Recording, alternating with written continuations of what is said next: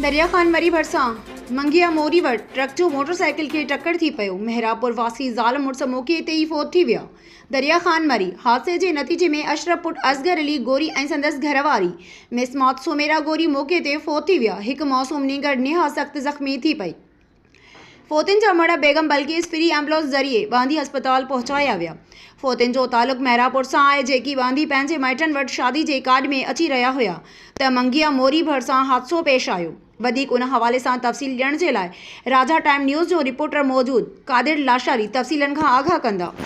तफ़सील का आगाह करने वाला दरिया खान मरी भरसा मेहरान हाईवे से मंगिया मोरी स्टॉप वटि तेज़ रफ्तार ट्रक मोटरसाइकिल सवारनि मथा चढ़ी वई। हादसे जे नतीजे में मोटरसाइकिल सवार मेहरापुर वासी अशरफ पुट असगर गोरी ऐं संदसि घरवारी मौसमात समीरा गोरी मौक़े ते ई फ़ौत थी वई, जॾहिं त मासूम नींगरी मैना गोरी ज़ख़्मी थी पई।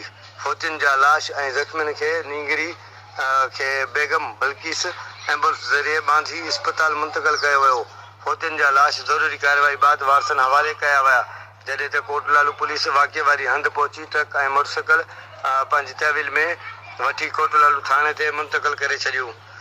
ॿुधाए पियो वञे त मोटरसाइकिल सवार मेहरापुर खां बांदी शादी जी दावत में वञी रहिया हुआ त मंगिया मोरी भरिसां मोटरसाइकिल स्लिप थियण जे नतीजे में मेहरापुर वासी अशरफ गोरी ऐं संदसि घरवारी मौसमात समीरा गोरी ऐं संदसि मासूम न्याणी मैना रोड ते किरी पिया ऐं तेज़ रफ़्तार ट्रक ज़ाल मुड़ुस खे चिपाटे मौक़े ते ई मारे विधो ऐं मासूम निंगरी मैना गोरी ज़ख़्मी थी पई। जी।